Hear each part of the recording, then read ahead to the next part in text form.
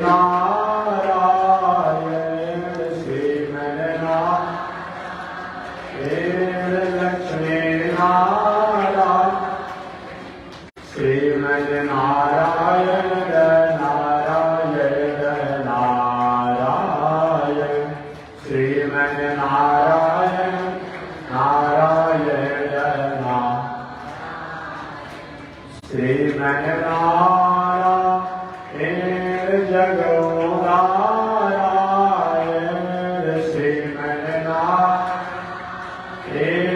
जगो नारायण लक्ष्मी नारायण नारायण नारायण लक्ष्मी नारायण नारायण आग लगी आकाश में बरसन लगे अंगारों आकाश में बरसन लगे संतन ये होते जग में तो जगवर का संसार संतन होते जग में तो जगवर का संसार श्रीमन्नारायण नारायण नारायण श्रीमन्नारायण नारायण नारायण लक्ष्मी नारायण नारायण नारायण लक्ष्मी नारायण नारायण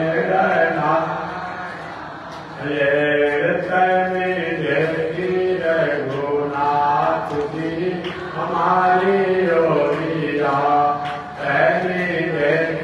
रघुनाथ जी हमारी रोरिया रघुनाथ जी हमारी रोरिया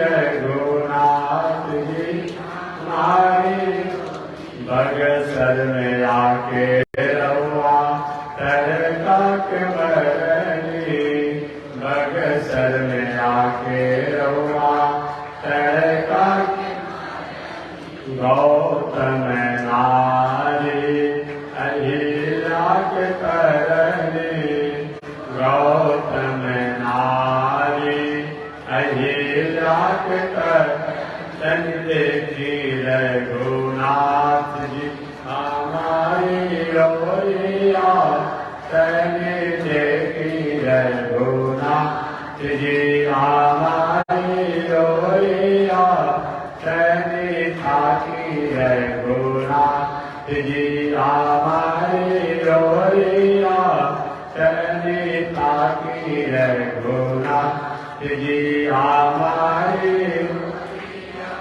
श्रीमन्नारायण नारायण नारायण श्रीमन्नारायण नारायण नारायण लक्ष्मी नारायण नारायण नारायण लक्ष्मी नारायण नारायण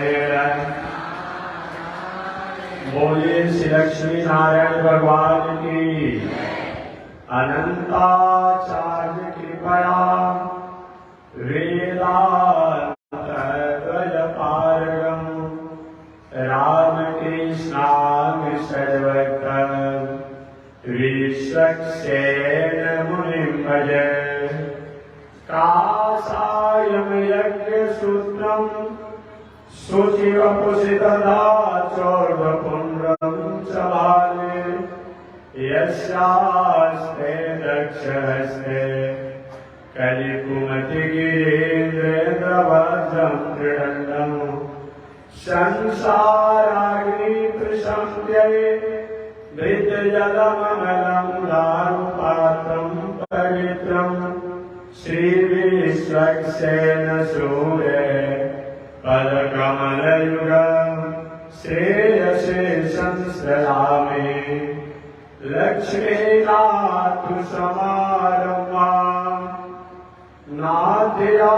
मध्यमा अस्मदाचार्य पर्यंता वंदे गुरु परंपरा। नारायणाय विद्महे वासुदेवाय धीमहि तन्नो विष्णु प्रचोदयात्। महालक्ष्म्यै च विद्महे विष्णुपत्न्यै च धीमहि तन्नो लक्ष्मी प्रचोदयात्। तन्नो लक्ष्मी प्रचोदयात्। परमाराध्य श्री लक्ष्मी नारायण भगवान प्रातः स्मरणीय पूज्य आचार्य श्री त्रिदंडी स्वामी जी महाराज के युगल चरणों में कोटि नमन।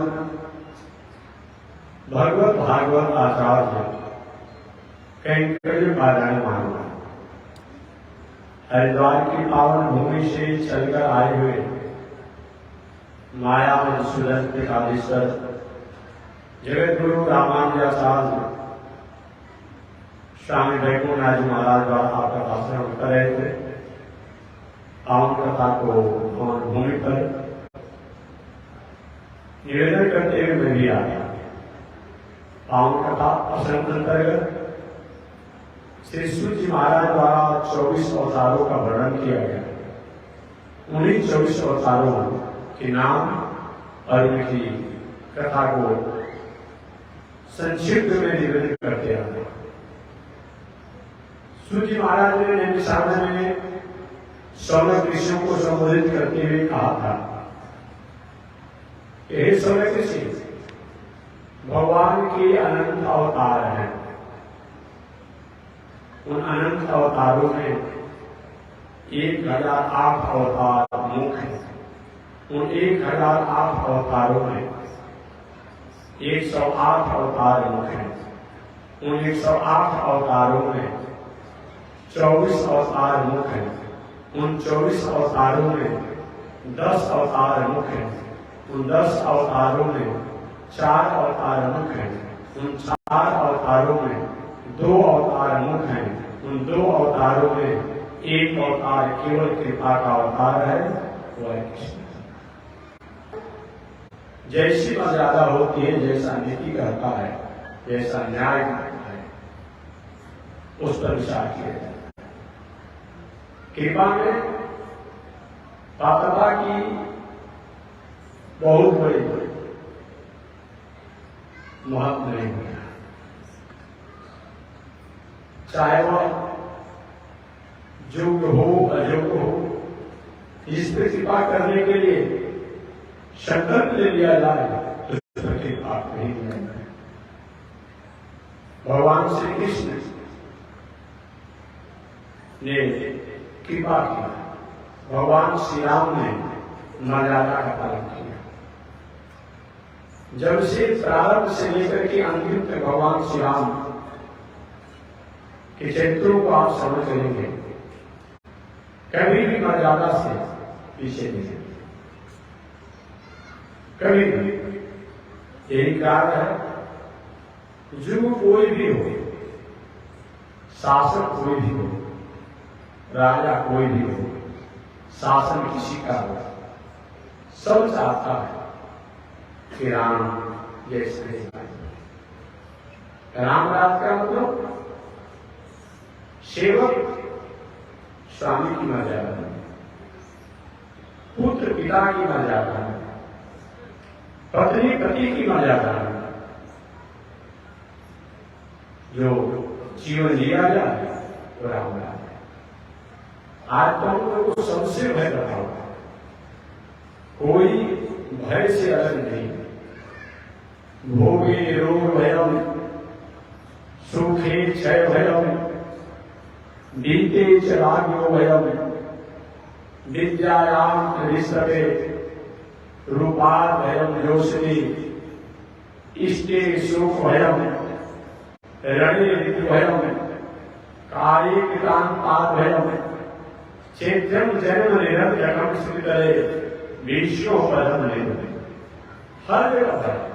भोगे रोग भयम, भोग में रोग का भय।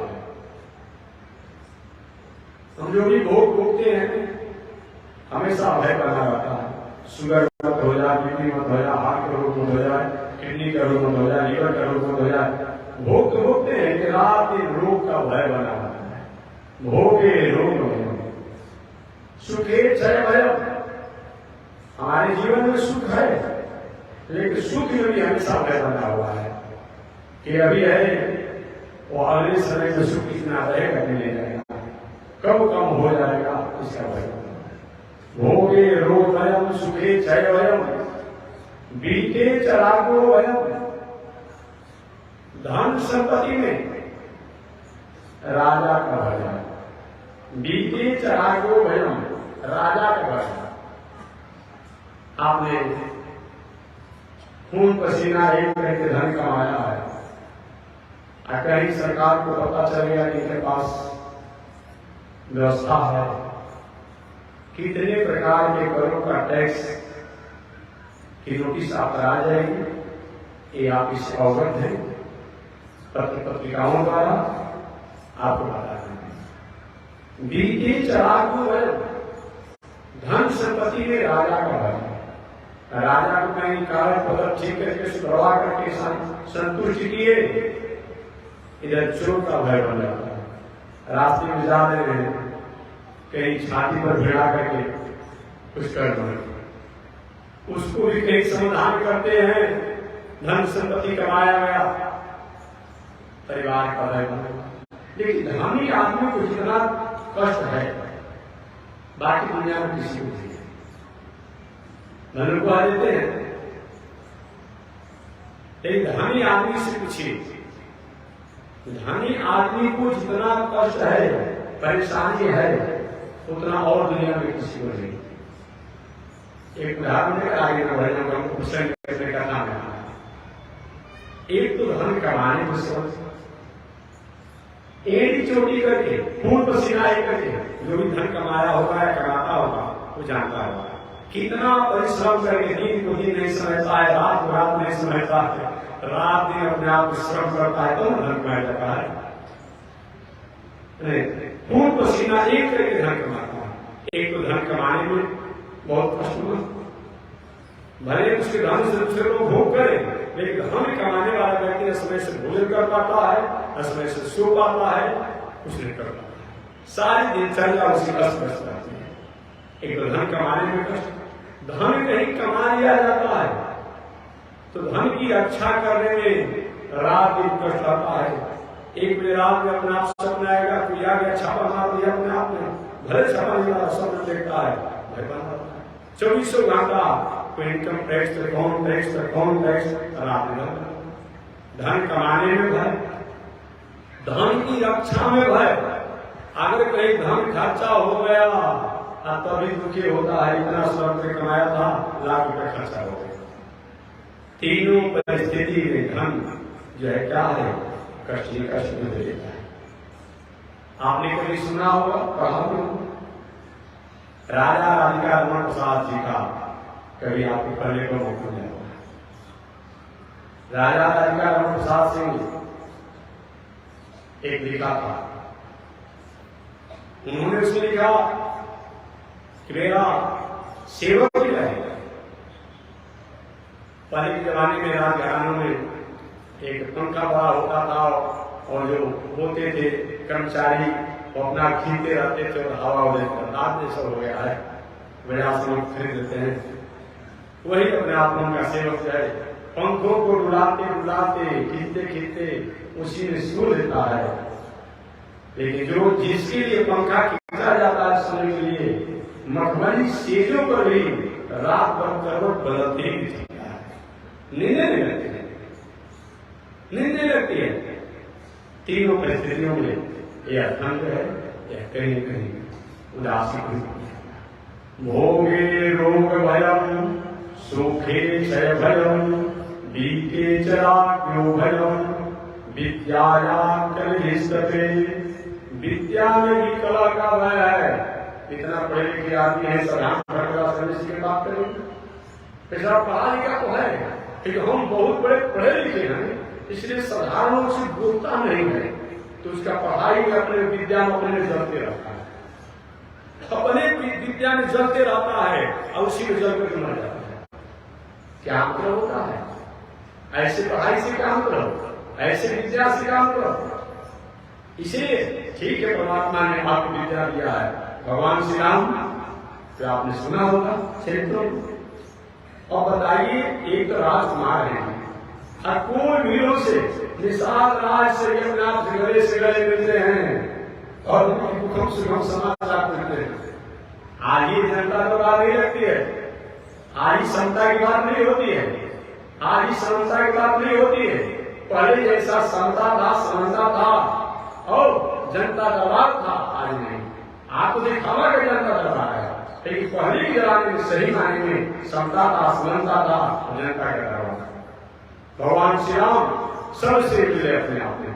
भगवान ने आपको विद्या दिया है, तो आवश्यकता मंदों को उसके द्वारा सहयोग कीजिए। भगवान ने आपको बुद्धिमान बनाया है, विद्वान बनाया है, उस विद्या बुद्धि का अहंकार मत करिए, यही बताया गया। विद्या नाम के रिश्त में विद्या में भी कला का भय बना रहता है। कहीं बोलेगा अभी हमसे तुम क्या बोल सकता है, पढ़ा लिखा नहीं आती, इसीलिए विद्या में कला का भय। भोगे रोग भयम सुखे क्षय भयम बीते चरायो भयम विद्यायाम के रिश्त में रूपा भयम जोशिदी।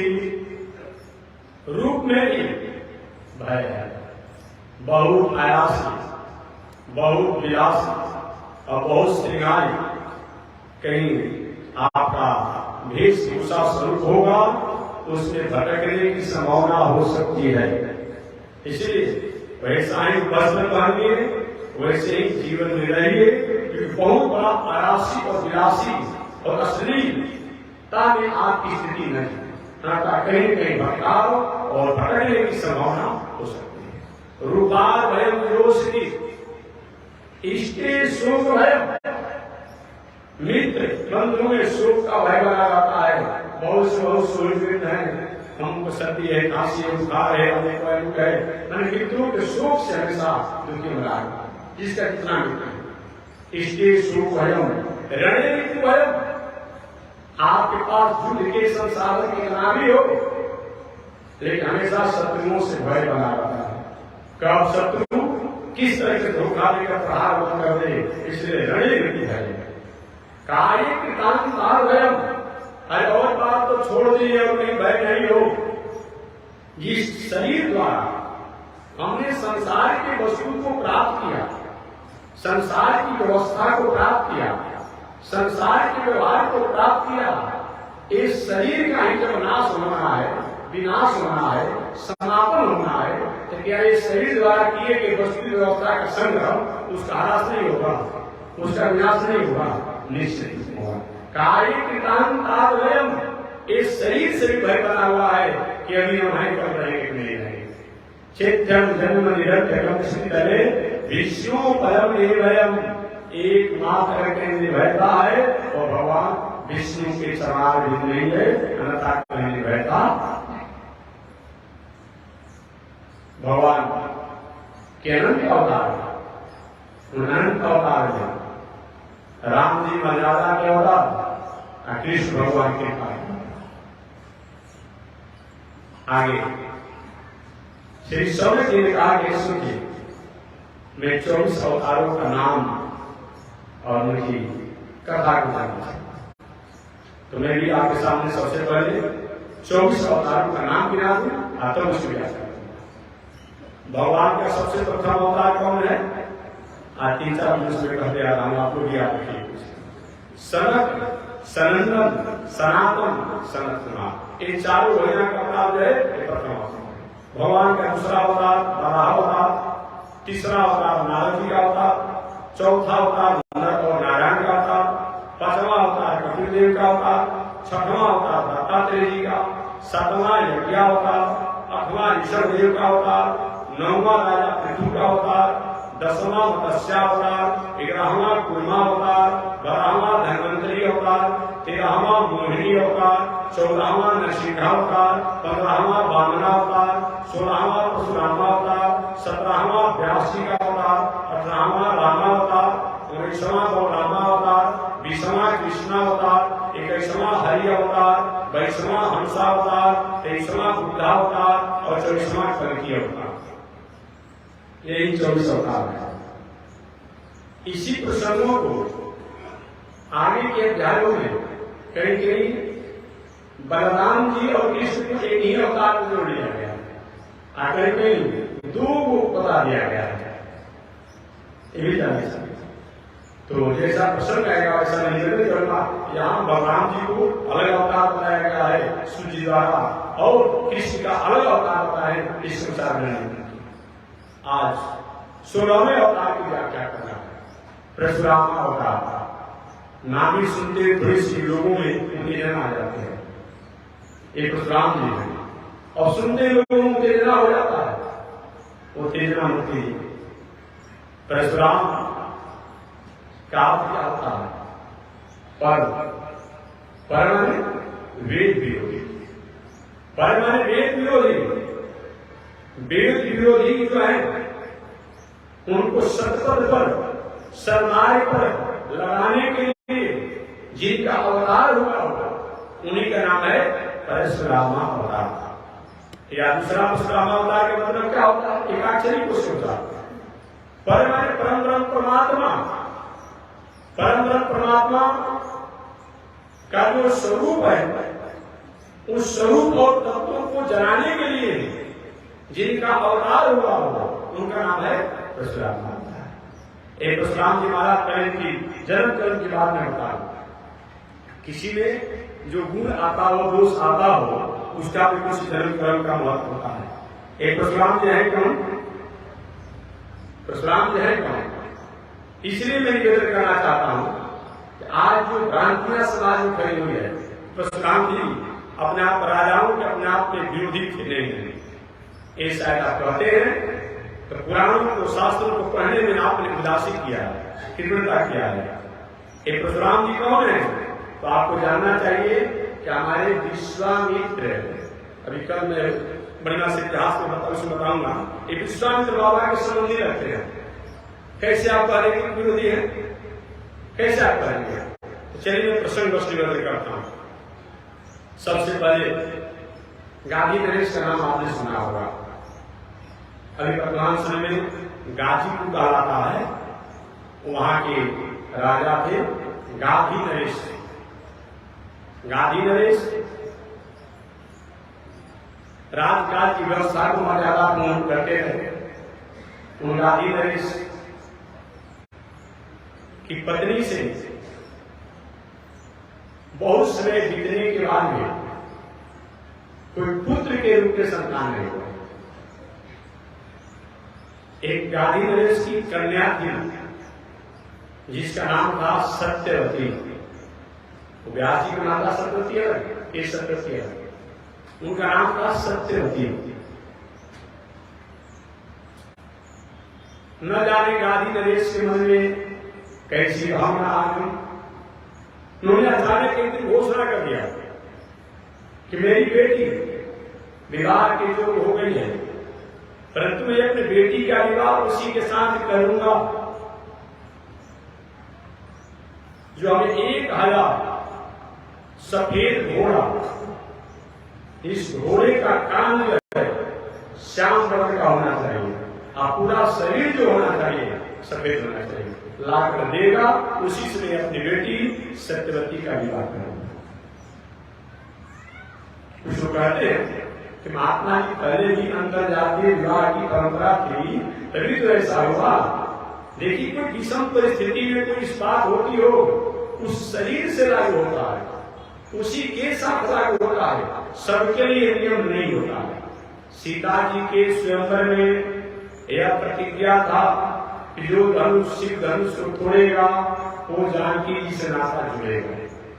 और उस धनुष को जो भी तोड़ता, चाहे दुर्वासा जी तोड़ दे, चाहे जो भी तोड़ता, सीता जी को प्रतिज्ञा के अनुसार उन्हें को संबंधित जोड़ना पड़ा। तो ये प्रतिज्ञा विवाह है, वो उसी के साथ लागू होता है। और सबके साथ नियम लागू करेंगे, एक परंपरा बना देंगे, ऐसा नहीं होगा। जैसे हमेशा अगर हमारे पूज्य श्री त्रिरंगी स्वामी जी महाराज 74-75 वर्षों तक कांचा दूध पी कर रहे, तभी कोई कहे कोई भी सन्यासी अगर सन्यासी होता है, अगर त्रिरंग लेता है तो उसको कांचा दूध पीना ही पड़ेगा। एक मतलब होता है, एक मतलब होता नहीं। स्वामी जी महाराज मनीषी थे, योगी थे, अपने आप में उनकी दिनचर्या का उन्होंने जो शास्त्रों की आज्ञा दिया है वो मर्यादा सन्यासी को पालन करना चाहिए। स्वामी जी ने अपने यकीन धर्म आचरण में जो कहा है वो पालन करना चाहिए। बाकी पूज्य त्रिरंगी स्वामी जी महाराज अब कच्चा दूध पीकर सुबह शाम रहते थे। आज के अगर उस कच्चा दूध की बात किया जाए मेडिकल साइंस में, मेडिकल साइंस में, तो मेडिकल साइंस कहता है कि जमीन दूध को दोहन किया जाता है और दूध पात्र जमीन पर रखा जाता है, उसी से उसमें बैक्टीरिया हो जाता है। अगर मेडिकल साइंस की बात करेंगे तो बैक्टीरिया हो जाता है, तो मेडिकल साइंस करके इस दूध को सुसुम करके गर्म करके पानी कीजिए, नशा रोग हो जाएगा। आज स्वामी जी महाराज 74-75 वर्षों तक कच्चा दूध है, ऐसा नहीं कि वहीं पर गाय रहती थी अपने आप में, उस प्रसाद का तो कुछ थोड़ा इधर उधर, तो उस समय बहुत व्यवस्था भी नहीं था। अब दूध होकर के आती थी, दूध आता था, आने के बाद गांव से आते लोग भीगते आते, किसी तरह से आते, बाद में कमल में लपेट कर चमकीला करके आता, उसको स्वामी जी में दिनचर्या में रहते, बाद में संध्या वंदना करते, तो कम से कम 1 घंटा तो हो ही जाता, 1.5 घंटा, 2 घंटा करके हो जाता, 1.5 घंटा हो जाता, और उस दूध को स्वामी काम। तो जो ऐसा कोई हो वो केवल उसके लिए लागू होगा, उस शरीर से लागू होगा, वो सार्वजनिक नियम नहीं रहेगा। यही चाहिए। लेकिन कोई भी शास्त्रों में ऐसा वाक्य हो वो उसके लिए लागू होता है, बाकी उस सार्वजनिक दिनचर्या नियम नहीं है। तो मैं निवेदन करना चाह रहा था कि गांधी नरेश ने घोषणा किया मेरी जो बेटी सत्यवती है इसका विवाह मैं उसी के साथ करूंगा जो हमें 1000 घोड़ा जिसका रंग सफेद हो और कान श्याम वर्ण का ला कर देगा, उसी से मैं अपनी बेटी का विवाह करूंगा। उस प्रतियोगिता उस होड़ में अब कोई पीछे नहीं रहा, बस इतना ही जानेगा। चाहे संत हो, महात्मा हो, सब लोग लगे। अपूर्व सत्यवती सुंदरी थी, उसका गुण लक्षण भी अपूर्व था, सब लोग लग गए, देवता के भी लग गए, ऋषि लोग भी लग गए, राजा लोग भी लग गए, राजकुमार भी लगे, दैत्य भी लगे, सब लगे। कोई भी सफेद रंग की 1000 घोड़ा जुटाने में सक्षम नहीं होगा, कोई भी नहीं। कहां से मिलाएगा? सहयोग से। एक तपस्वी साधक जिनका नाम था ऋषि ऋषि, ऋषि ऋषि ने कहा कि मैं व्यवस्था कर दूंगा। यह घोड़ा सबके पास नहीं है, वरुण देवता के पास है। ऋषि ऋषि वरुण देवता के पास गए और जाकर उनसे याचना की, महाराज हमें आपका 1000 घोड़ा चाहिए जो आपके पास है, जिनका रंग सफेद रंग का है, कान श्याम वर्ण का है। वरुण देवता ने आप करेंगे क्या? महाराज इसको गांधी नरेश को देकर के और उनकी लाडली पुत्री सत्यवती को मैं अपने पत्नी रूप में ग्रहण करूंगा और इसके बदले में मैं आपका यजन कर दूंगा। वरुण देव प्रसन्न हुए, महाराज ठीक है। 1000 सफेद घोड़ा को वरुण देवता ने ऋषि ऋषि को दे दिया। वही ऋषि ऋषि गांधी नरेश को 1000 सफेद घोड़ा ला करके गांधी नरेश ने अपने लाडली बेटी सत्यवती का विवाह ऋषि ऋषि के साथ कर। यहाँ पे बात आपको समझ में आ गई। ऋषि ऋषि के साथ कर समय पाकर के ऋषि ऋषि की पत्नी गांधी नरेश की पुत्री सत्यवती बनी। समय बीतते चला गया। एक तरफ से जाना जाए तो सत्यवती के भाई विश्वामित्र बात कहने लगा, क्या जी गादी नरेश के पुत्र है, तो सत्यवती के भाई विश्वामित्र बाबा, तो विश्वामित्र बाबा के उलझी ऋषि क्या होगा, आप अपने समझ जोड़कर समझ लीजिएगा। विश्वामित्र जी ऋषि के बहु लगेगा भाषा में अपनी कहा जाए तो यही होगी, गलती व्यवहार होगा, व्यवहार को शुद्ध कर लीजिएगा, उनको व्यवहार की बात समझने में थोड़ा समझाने में दिक्कत होती है। तो हमारे गांधी नरेश की पुत्री सत्यवती से ऋषि का विवाह हुआ। समय से ऋषि को भी सत्यवती द्वारा कोई संतान नहीं हुआ, बहुत दिन तक नहीं हुआ। अगर गांधी नरेश को एक पुत्री थी जिसका विवाह हो ही गया, कोई पुत्र नहीं था। संयोग से सत्यवती ने अपने पति से प्रार्थना किया ऋषि से, प्रभु मेरा भी कोई पुत्र नहीं है और आपकी सास जी यानी मेरे माता जी को भी कोई संतान नहीं है, मैंने आपके ससुर जी को भी कोई संतान नहीं है और हमको भी आपको कोई संतान नहीं है, कृपा कर दीजिए। जानती तुम्हें की महिमा को तपस्या साधना को ऋषि ने कहा देवी क्या पुत्र क्या परिवार, दुनिया में कौन किसका पुत्र होता है कौन परिवार होता है, तो आप तो ठीक ही करते हैं, लेकिन गृहस्थ आश्रम की मर्यादा होना ही चाहिए।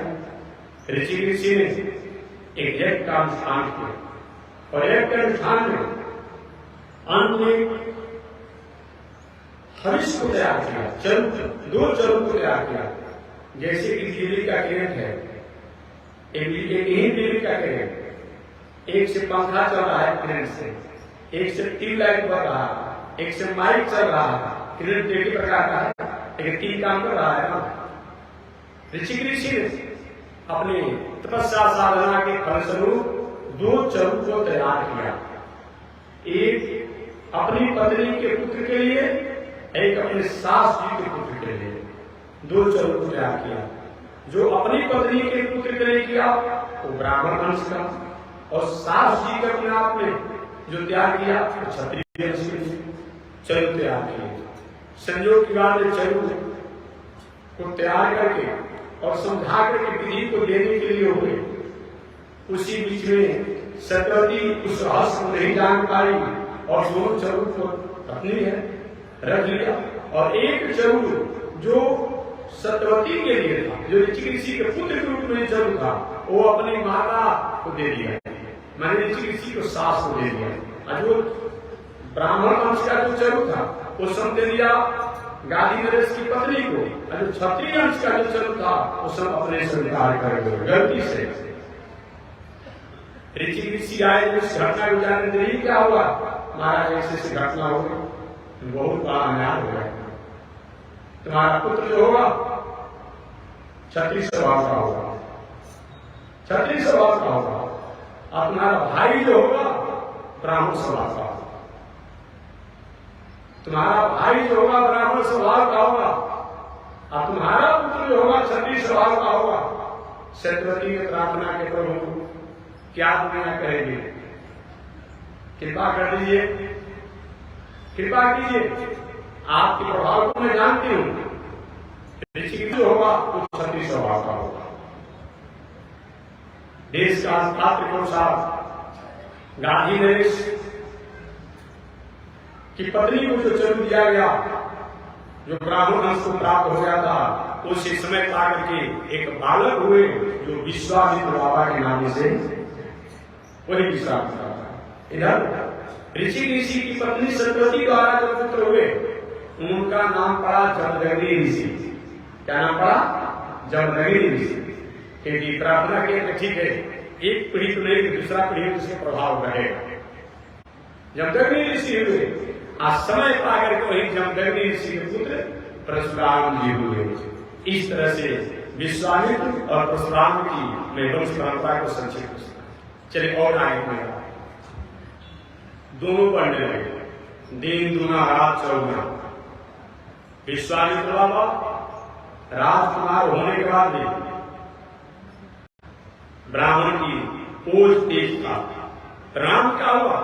राजकुमार होने के बाद पूजा पाठ तपस्या साधना दान पुण्य जप में उनका प्राय होने लगा रहता था। ऋचिक ऋषि के पुत्र रूप में जमदग्नि ऋषि हुए। समय आकर के जमदग्नि ऋषि के पुत्र अनेक हुए। उन अनेक पुत्रों में एक परशुराम जी महाराज थे। एक परशुराम जी होनहार, अपनी साधना आराधना चर्चा में परशुराम जी रहा करते थे, ऋषिक ऋषि भी रहा करते थे। दोनों संयोग की बात, परशुराम जी जब तपस्या करने जाने लगे तो माता सत्यवती ने कहा, बेटा जब तुम मेरे पास नहीं रहोगे ताकि मेरी रक्षा कौन करेगा? कि माता जब तुम बुलाओगी तो मैं आ जाऊंगा, जब तुम बुलाओगी तो मैं आ जाऊंगा। उसी के अनुसार परशुराम जी जाकर के महेंद्राचल पर्वत पर तपस्या करने लगे। समय बीतते चला गया, समय बीतते चला गया। एक दिन की बात है कि ऋषिक ऋषि की पत्नी है, जमदग्नि ऋषि की पत्नी जिसका नाम रेणुका, जमदग्नि ऋषि की पत्नी जिसका नाम रेणुका, वो रेणुका जमदग्नि ऋषि के पुष्प जल इत्यादि लाने के लिए जा रही थी। मार्ग में एक लंपट स्त्री और लंपट पुरुष दोनों मर्यादा से भटके हुए जीवन जी रहे थे। रास्ते में चौराहे, नशे में थे, शराब में, अश्लीलता की अंतिम सीमा में संलिप्त थे। बस कितना ही जाने। अचानक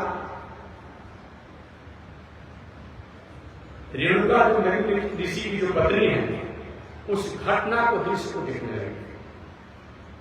बहुत देर तक देखती है। ऋषिक ऋषि को अपनी दिनचर्या, संध्या वंदन, पूजा पाठ का समय व्यतिक्रमण हुआ। कुछ देरों के बाद जब जमदग्नि ऋषि की पत्नी रेणुका को याद आ रही, मैं तो अपने पति के लिए जल पुष्प लाने के लिए आई थी, पुनः तेजी में वस्तु को, व्यवस्था को, पूजा के साधन को लेकर के अपने पति के पास जमदग्नि ऋषि ने पूछा, इतना देर क्यों हो गया? थोड़ी सी भयभीत हुई, नहीं बताओ, बताना पड़ेगा, क्यों देर हो गई? बताने में उसने कुछ तो रही थी। जमदग्नि ऋषि ने अपने चिंतन ध्यान द्वारा देख लिया, जा गया ये बताना है, परंतु कहते महाराज कैसे को बता देते? साधारण मशीन आया है कि मुंह में आप लगा कर बता दे कितना परसेंट आप फल दिए हैं, देख रहे हैं। अब लोग कहते थे महाराज सब क्या है, घूम कुशला के बात आप करते हैं कि भला ऐसा होता है, किसी के बारे में बता देगा? एक जड़ जो बता सकता है मनुष्य चेतन नहीं बता देगा।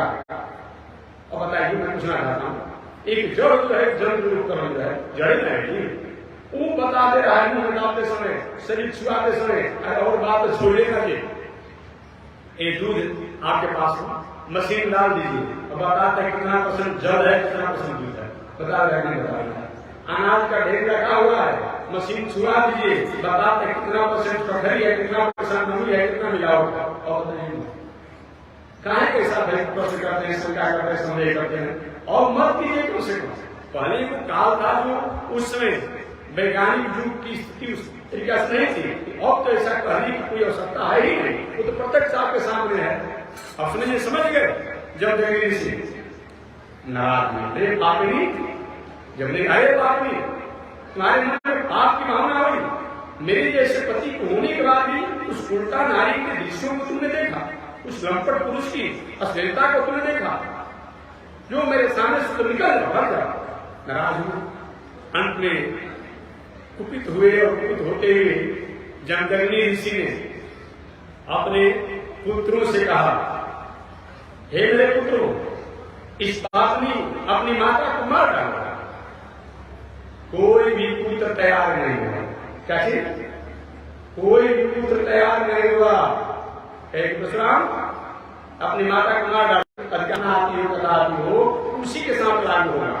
जो डॉक्टर साहब चीर फाड़ करके अकड़ी और आंत और लीवर और हार्ट निकाल करके पुनः उसको ठीक करने का उनके पास अगर गुण हो तो वही कर सकते हैं। और रास्ता में चलने वाला कोई रोड छाप और झोला छाप और गाड़ी किसी का लीवर किडनी निकाल देगा, असेट नहीं करने आएगा। वो जानते थे कि क्या गुण है अपना, क्या शक्ति है, ऐसा उन्हें आज्ञा दिया। परशुराम जी से कह बेटा ये तुम्हारे भाई ने याद मत रहे कि हमारा पुत्र हमारा भाई जैसा किया है, एक वस्तु ऐसा ही होगा। अपना बात वही देवता है, पुनः नवजीवन को प्राप्त कर लिया, हम भाई पुनः नवजीवन को प्राप्त कर लिया।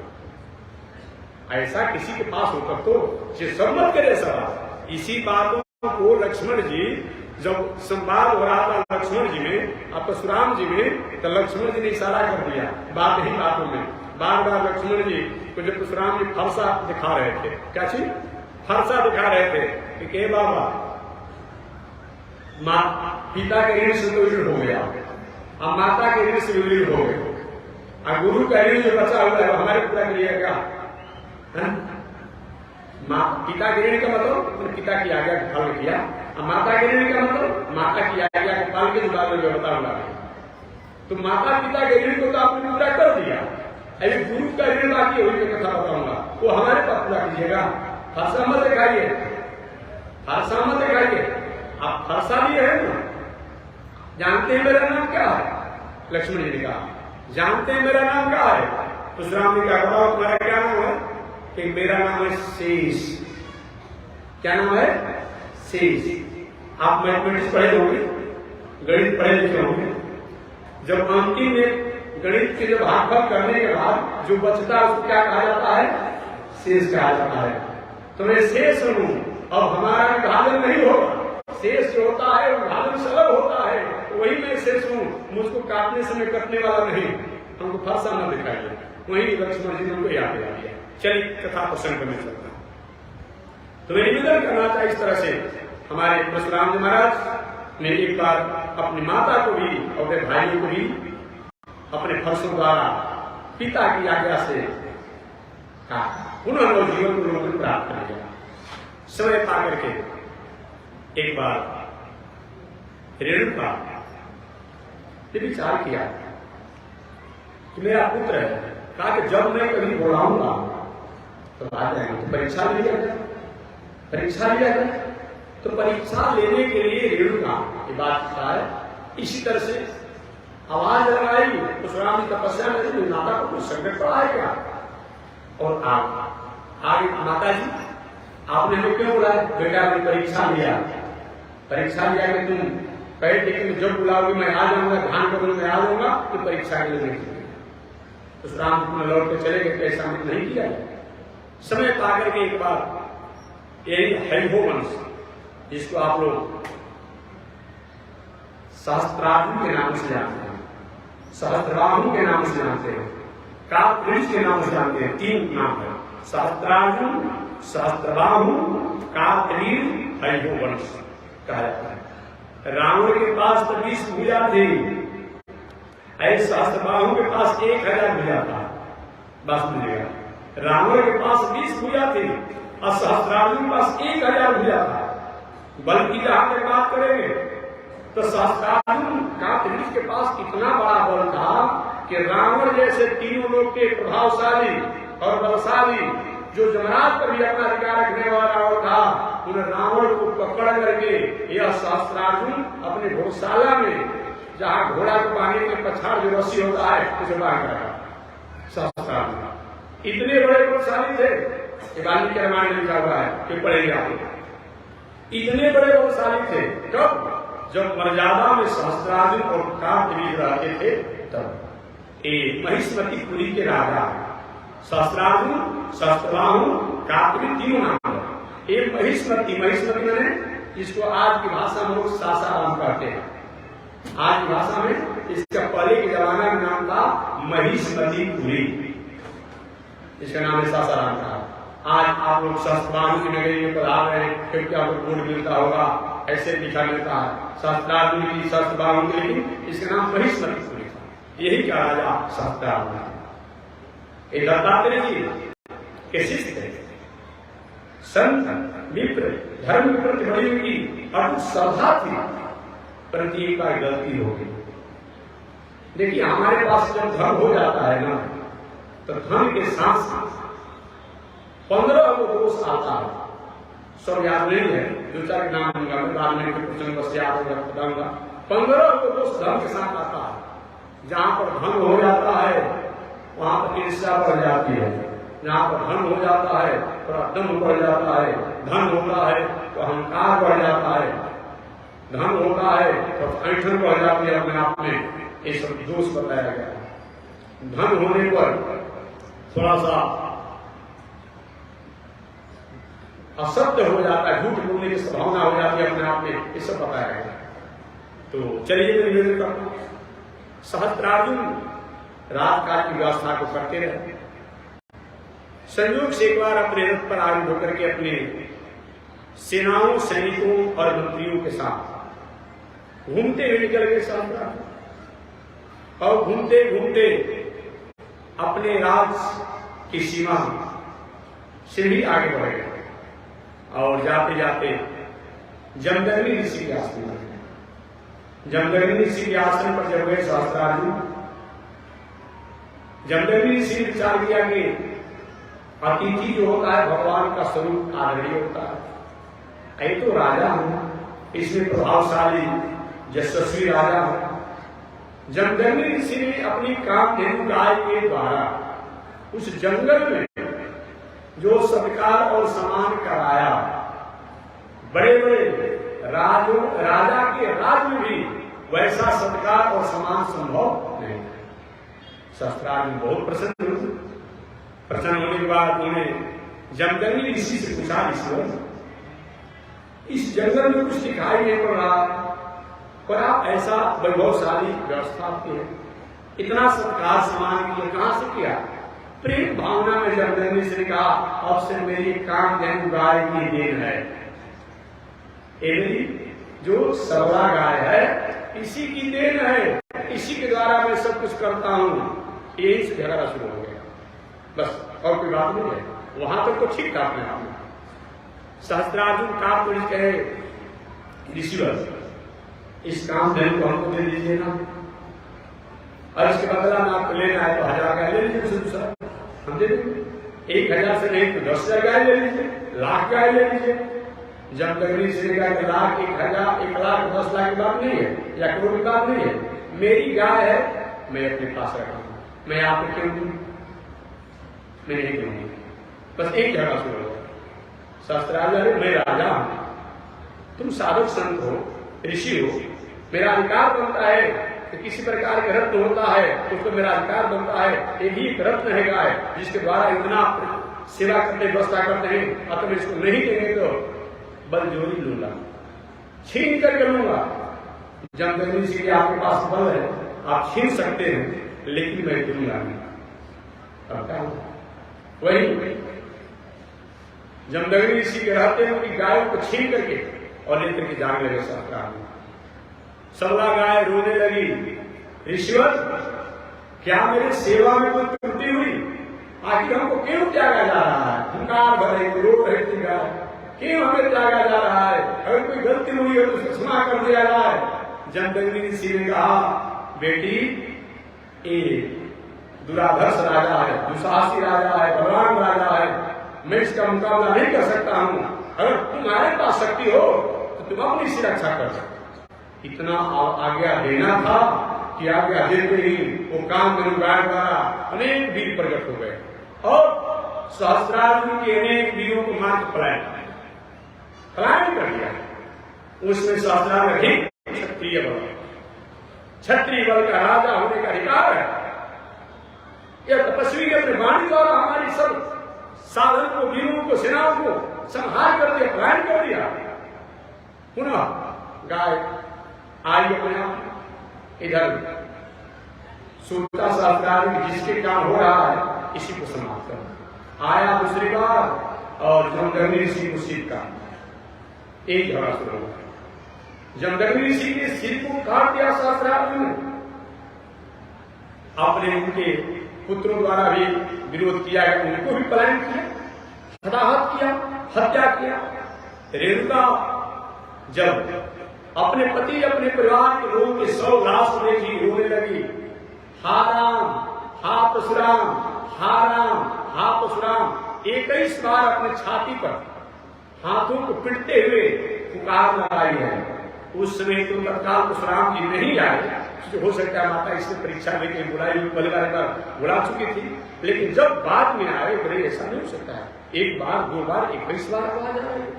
वही जब आए सारी घटना को जाने, अकारण महिष्मतीपुरी के राजा सहस्त्रार्जुन द्वारा मेरे पिता द्वारा नहीं गायों को देने पर मेरे पिता की भी हत्या कर दिया गया, मेरे भाई की भी हत्या कर दिया गया, ये तो अन्याय हो रहा है, ये तो अनर्थ हो रहा है। ऐसे राजा रहकर क्या करेगा, इस राजा से क्या होने वाला है, ऐसा शासक सम्राट क्या करेगा। वही परशुराम जी महाराज ने कहा माता तुम 21 बार अपने हृदय पर हाथों का प्रहार किया है, मैं भी संकल्प करता हूं 21 बार पूरी दुनिया पर उन सहस्त्रार्जुन और सहस्त्रार्जुन प्रवृत्ति के जो राजा शासक होंगे, जो धर्म संस्कार संस्कृति से रहने वालों का जो दमन करते होंगे, उनको मैं पलायन करूंगा।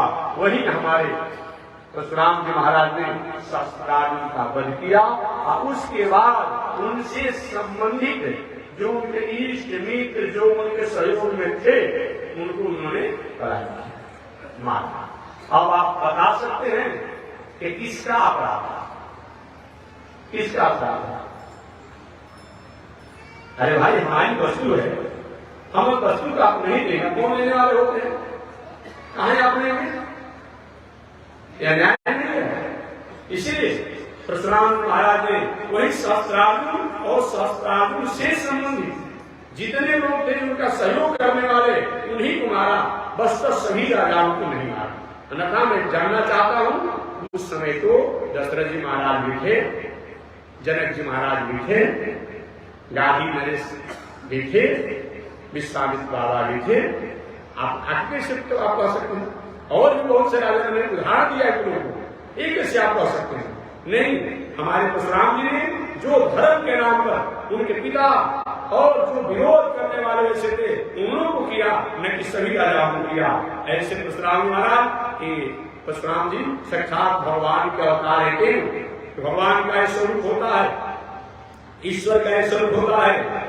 जब राज समाज और प्राणियों को अपने स्वरूप, अपनी खुशहाली, अपने आनंद को अकारण को छीनना चाहता हो, अकारण उसमें कोई किसी प्रकार का कोई विफलता प्राप्त कराना चाहता हो, तो वहां सब अपने आप भगवान अलग अलग अवतारों को लेकर के और प्राणियों की प्रकृति की रक्षा करते हैं, यही होना ही चाहिए।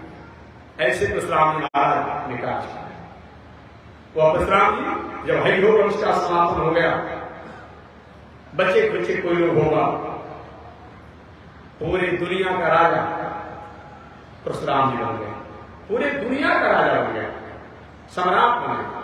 एवं के लिए हमेशा मैं नीतिकारों की बात करता हूं कि पृथ्वी, ये भूमि, ये राज, ये शासन, ये वीरों की भूमि है। ये भूमि जो है वीरों की है, ये नपुंसकों की भूमि नहीं है। भीख मांगने से राज नहीं मिलता है कि भीख मांग के क्या राज लगे। जिसके पास बल होता है उसी की भूमि होती है। बल का मतलब बुद्धि का बल, विद्या का बल, बल का बल, धन का बल, तिगड़न का बल, युक्ति जुगाड़ का बल, जैसा भी बल हो। बल माने को शरीर का बल नहीं अपने आप में, जैसा बल हो उस बल द्वारा ही इस पृथ्वी का शासन किया जाता है। अनादिकाल से इतिहास रहा है, ये वीरों की भूमि है। इतना ही नहीं, ये तपस्वी साधकों की भूमि है, ये सदाचारियों की भूमि है, ये दानियों की भूमि है, ये योगियों की भूमि है। ये दुनिया में दान पे दुनिया टिका हुआ है। दान को संसार से अलग कर दिया जाए कुछ बचता ही नहीं है।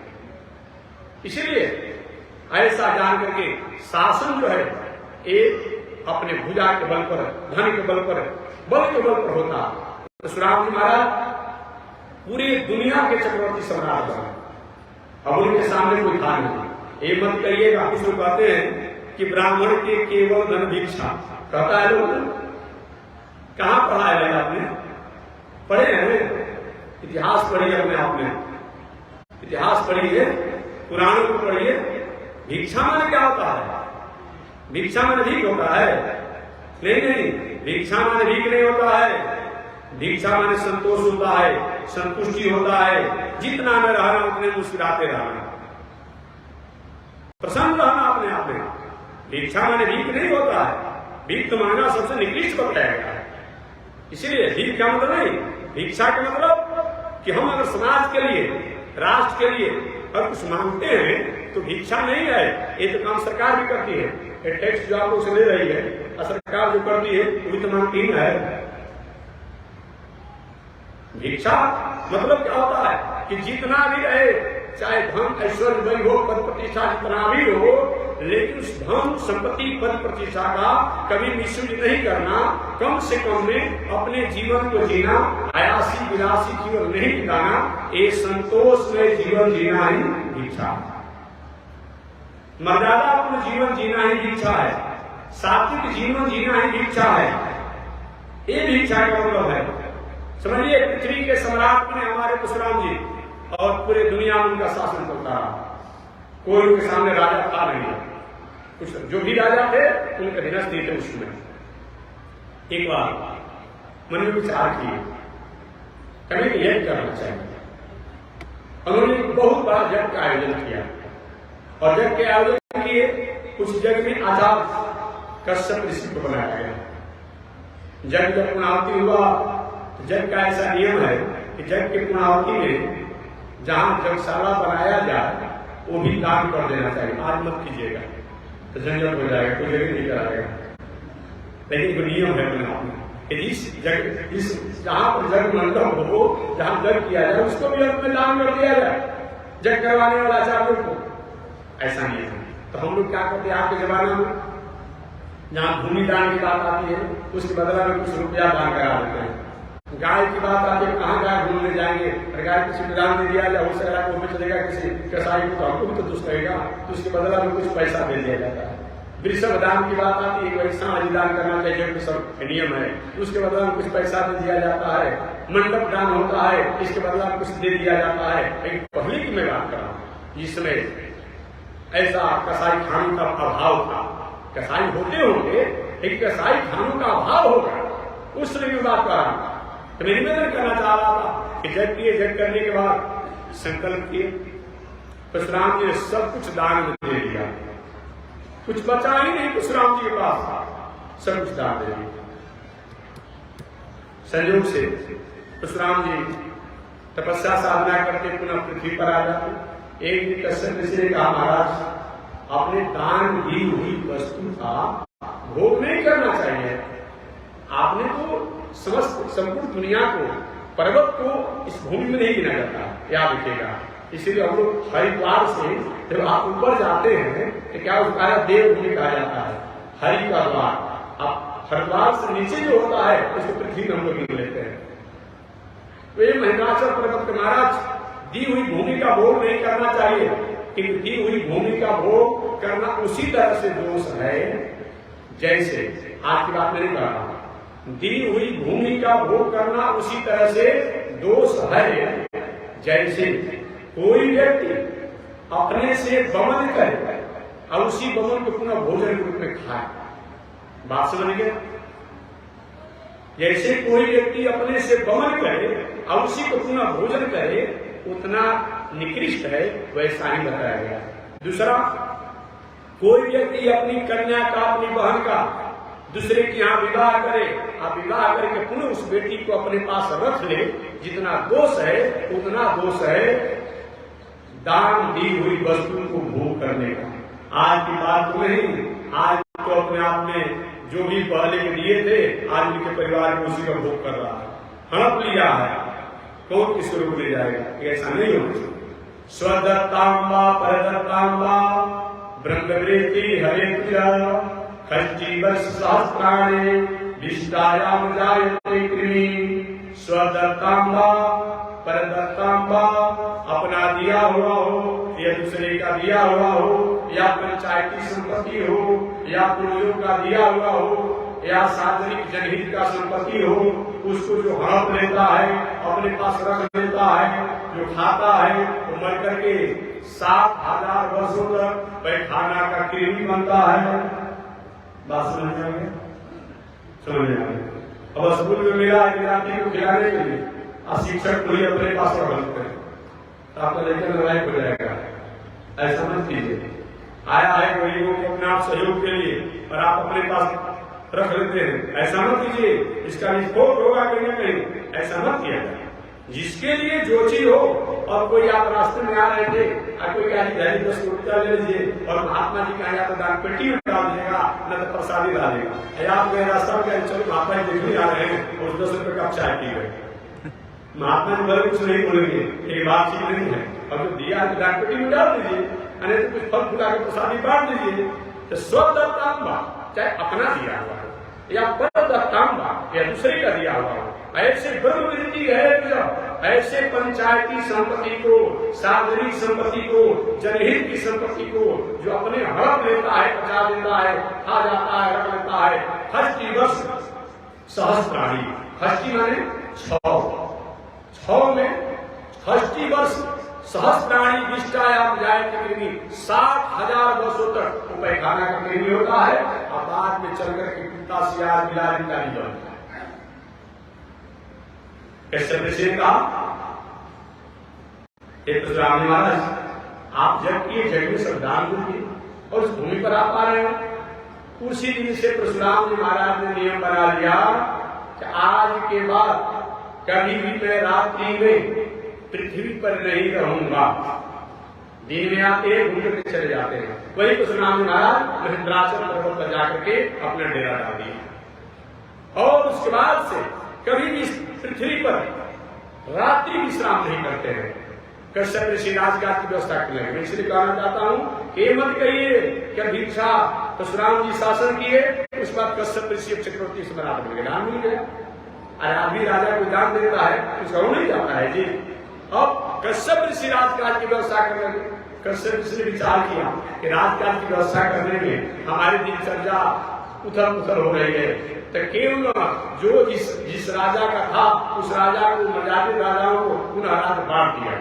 वहीं कश्यप ऋषि ने क्या किया, पुनः सभी राजाओं का उपयुक्त उचित है जो बंटवारा था जहाँ था उनको पुनः उन्होंने बांट दिया और अपनी तपस्या साधना में लगे। आप कश्यप ऋषि का दिया हुआ एक उच्छिष्ट है वो राजा बात कर रहे हैं, एक हम ही अपने आप मालिक है। दिया हुआ कश्यप ऋषि का अपने आप है जो आपको शासक को बना हुआ है। पुराणों की बात पढ़िए, शास्त्रों की बात पढ़िए तो आप जानेंगे। ऐसे हमारे परशुराम जी की मैं संक्षिप्त दिनचर्या बताया। इधर विश्वामित्र जी परशुराम जी के जो है एक ही कथा में संक्षिप्त सुना। विश्वामित्र बाबा भी उस कोटि के संत है, कोई किंतु परंतु नहीं, लेकिन इनके द्वारा भी थोड़ी सी एक बार गलती हो गई। कथा आप जानते होंगे, फिर हमें इशारा में याद कराना है कि आपने जाना होगा कि हमारे विश्वामित्र बाबा गादी सुमन है, गादी नरेश है, गादी नरेश के पुत्र भी है।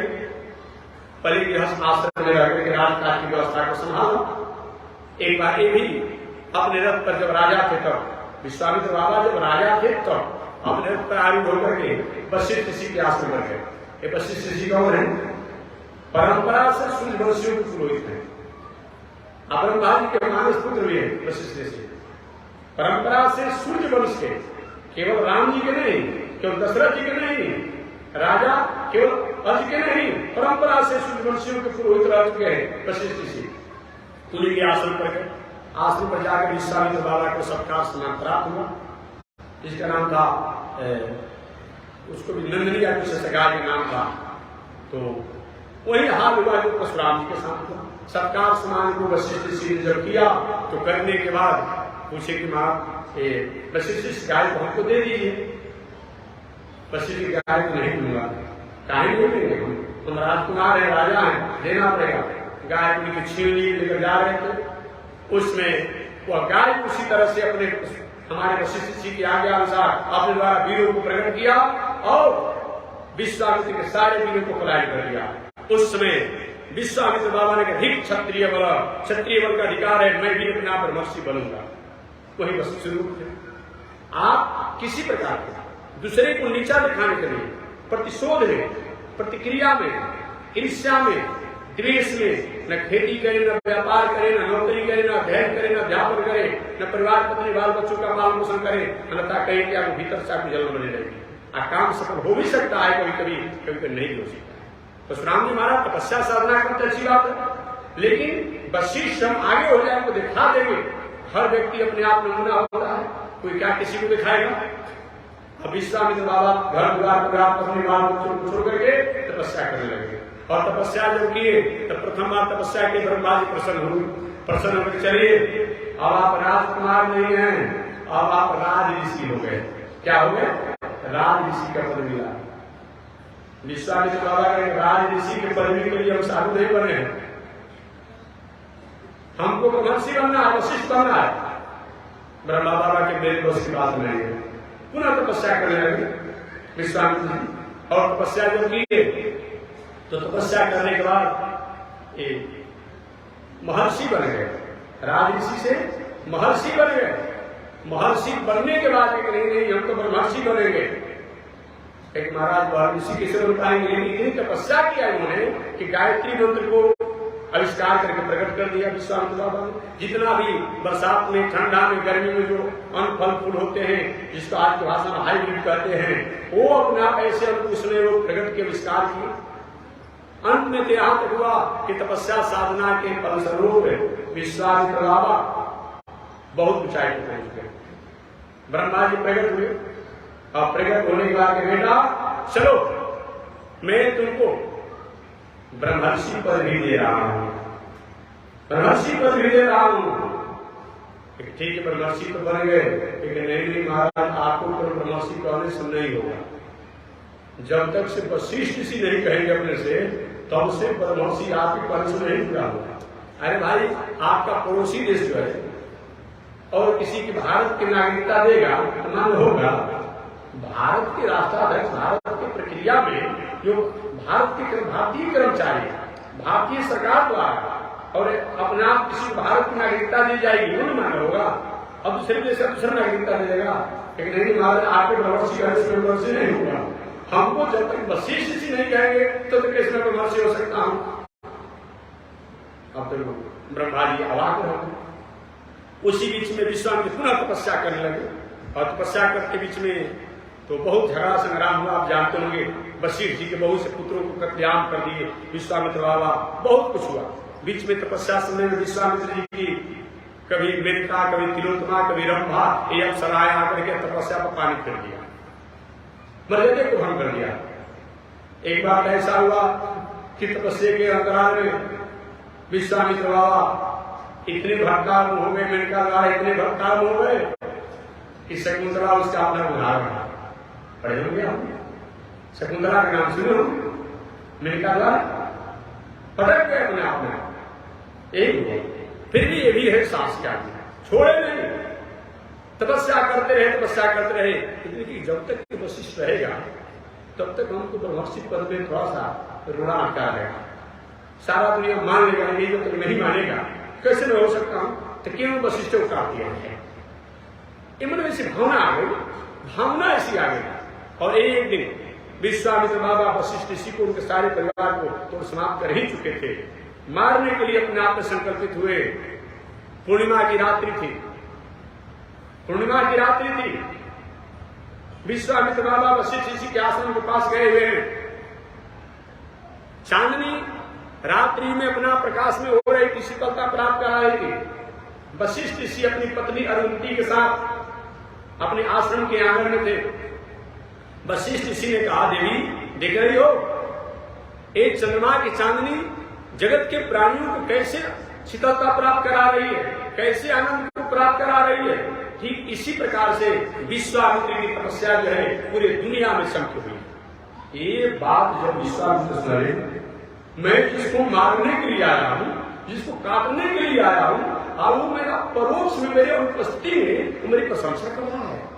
सही में भाई बदृश्य है, हमें ऐसा नहीं करना चाहिए। और वो अपना हथियार छोड़ छाड़ करके और जाकर के वशिष्ठ ऋषि के चरणों में गिर पड़े। महाराज क्षमा कर दीजिए, मैं बहुत भटकाव में हूं। उसने वशिष्ठ ऋषि ने कहा, विश्वामित्र जी और आप ब्रह्मर्षि हो गए, आप में शीतलता आ गई, क्षमा आ गया, आर्त आ गया, अब ब्रह्मर्षि हो गए। उसी समय से विश्वामित्र बाबा ब्रह्मर्षि बन गए।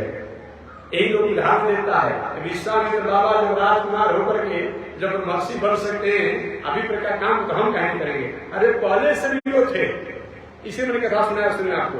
पहले से लोग थे, ये बीच में राजकुमार होकर के राज शासन करने के चलते उसके लिए उनकी 3 तपस्या साधना करनी पड़ी। पहले के ऊपर मन से ही हंसते थे, ये जानिए ऐसे। और दूसरी बात, अगर वो हो गए तो सब ऐसा नहीं होगा अपने आप में, याद रखिएगा। क्योंकि उस समय का एक अलग अलग देश होता है, काल होता है, पाठ होता है। उनके पास जो क्षमता थी, जो शक्ति था, जो साधना था, वो हर मनुष्य के पास नहीं हो सकता है।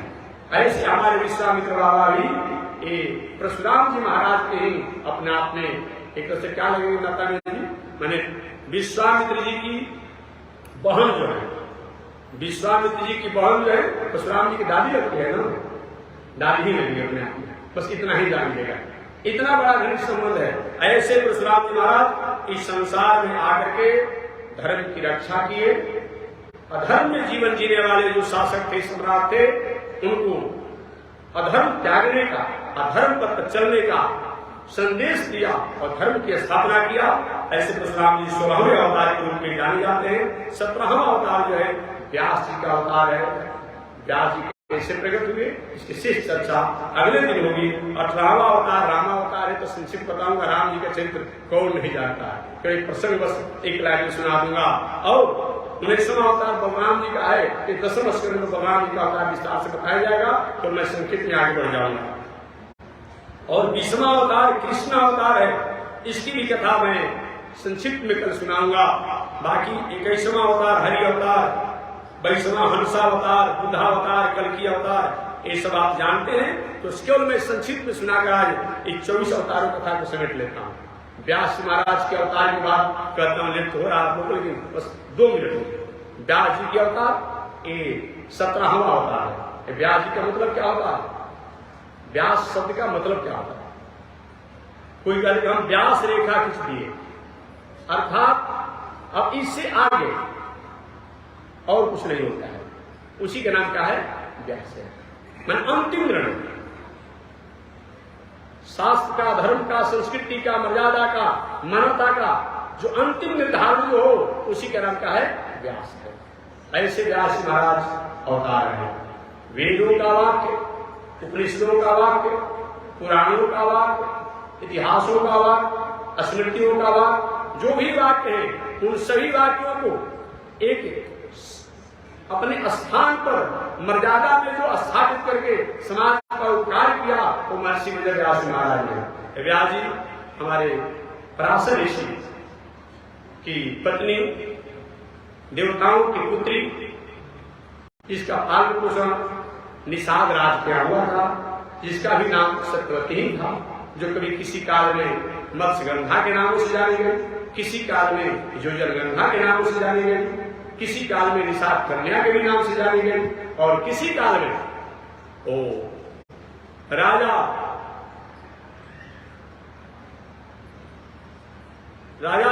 विचित्र की पत्नी के रूप में भी जानी गई। संतनु महाराज की पत्नी के रूप में जानी गई। आपने कथा सुना होगा, संतनु महाराज की पत्नी के रूप में जानी गई। तो ऐसे हमारे देवताओं की पुत्री जो सत्यवती है, उन्हीं के पुत्र रूप में महर्षि वेदव्यास महाराज पराशर जी की कृपा से हुए, जिनका इस संसार में आने का एकमात्र कारण था जो शास्त्र, जो सदग्रंथ, जो वेद, जो उपनिषद वाणी के रूप में था, वाचिक रूप में था, श्रुति के रूप में था, कहने सुनने के रूप में था, उसको ग्रंथों के रूप में लेकर के और समाज के सामने इन्होंने स्थापित करके और समाज को जनाया कि शास्त्रों में ये बात लिखा है, इसमें ऐसे लिखा हुआ है। ऐसे व्यास महाराज ये व्यासावतार है, ये 17वें अवतार के रूप में। 18वां अवतार रामावतार है, जो मर्यादा के अवतार हैं, और 19वां अवतार बलराम जी हैं, ये भी अपने आप में भगवान श्री कृष्ण के बड़े भैया हैं। और 20वां अवतार कृष्ण अवतार साक्षात कृपा के अवतार है। 21वां अवतार हरि अवतार है। इन हरि अवतार द्वारा गज और ग्राह की भी रक्षा किया गया। 22वां अवतार जो है हंस अवतार है, जिसमें 60,000 बाल खिलिया ऋषि लोग तपस्या कर रहे थे। तपस्या करते करते इतने कमजोर हो गए कि एक बार जा रहे थे रास्ते में, गाय के खुर में जल था, उसी को पार करने में इतने तपस्या करने में कमजोर हो गए थे, वहीं पर गिर गए, सूखा नहीं जा रहा था। इतना तपस्या भी मत कीजिए कि शरीर का कोई मतलब नहीं, शरीर नहीं रहेगा तो तपस्या कैसे करेंगे। शरीर वसुभी ज्ञानम, तपस्या साधना योग सब होना चाहिए, लेकिन शरीर की व्यवस्था को देखते हुए होना चाहिए। ये क्या होंगे, ये 7,000 बाल कल्याण ऋषि लोग कमजोर होकर गिरे हुए थे। अचानक उसी समय हंसा होता है, भगवान प्रकट हुए और प्रकट होकर के इन लोगों को उपदेश दिया, हटा बेटा ऐसे नहीं, इस स्वरूप में रहना चाहिए। ये हंसा बता रहे हैं 22वां और 23वां बुद्धा बता रहे हैं, बताया हे गौतम बुद्ध, ये गौतम बुद्ध तो राजकुमार है, ये बुद्धा अवतार इनसे पहले हो चुका है, बुद्धा अवतार इनसे पहले हो चुका है और बाकी एक 24वां कल्कि अवतार होने वाला है, अभी बहुत देर है, लगभग 8,000 वर्ष कलयुग बाकी रहेगा। 8,000 लगभग कलयुग जो बाकी रहेगा तब कल्कि अवतार होगा। उत्तर प्रदेश के मुरादाबाद जिला के संबलपुर ग्राम में विष्णु जस ब्राह्मण के यहाँ कुमारी कन्या से कल्कि अवतार होगा। इस तरह से ये भगवान के 24 अवतार हैं। इन 24 अवतारों की पावन कथा को सुनकर के सौनक ऋषियों में के ऋषि लोग हैं वो बहुत प्रसन्न हुए। आगे सौनक ऋषि ने प्रश्न किया, आगे उन्होंने प्रश्न किया कि हे सूर्य जी, आपने कहा कि मैं आप लोग को वही कथा सुनाऊंगा जिस कथा को एक समय श्री सुखदेव जी महाराज ने राजा परीक्षित को सुनाई थी। सुखदेव जी कहां परम विरागी, राजा परीक्षित कहा राजकाज की व्यवस्था करने वाले, महाराज दोनों का संयोग कैसे हुआ, तो दोनों को बताएं संयोग कैसे हुआ और दोनों का परिचय बताइए। मैंने तो जाना है कि राजा परीक्षित को साप लगा था, ऐसे पांडव वंशीय पांडव वंशज, आखिर राजा परीक्षित द्वारा कौन सा ऐसा अपराध हो गया जो उनको साप का भाजन करना था और राजपाल को त्याग करके और अमरनाथ में जाकर गंगा के तट पर और सुखदेव से कथा सुनना पड़ा। महाराज इसको आप विस्तार से बताइए। तो शेष चर्चा मैं अगले दिन करूंगा। आज इसी के साथ माने विराम। परमात्मा की श्रीमन नारायण लक्ष्मी नारायण, श्रीमन नारायण लक्ष्मी नारायण, श्रीमन नारायण नारायण नारायण, श्रीमन नारायण नारायण नारायण। बोलिए श्री लक्ष्मी नारायण भगवान की। ओम शांति शांति शांति।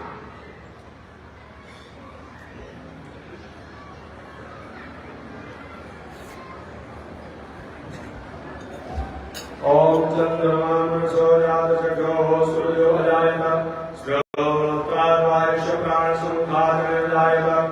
श्री सुते लक्ष्मी शून्या बहुरात्रे आज से सत्राणि नमोस्मिनो व्यापम कृष्ण निकाला